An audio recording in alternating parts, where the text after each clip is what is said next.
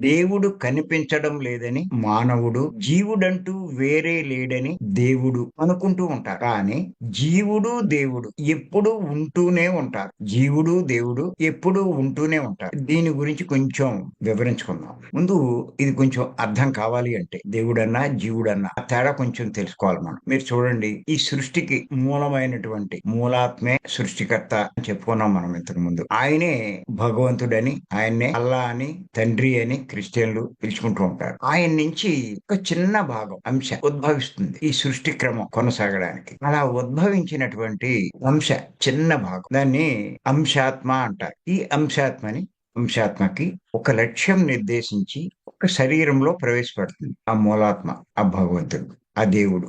అలా ప్రవేశపెట్టబడిన ఈ అంశాత్మ శరీరంలోకి ప్రవేశించగానే ఆ శరీరంలో ఉన్నటువంటి అంశాత్మని జీవుడు అంటారు.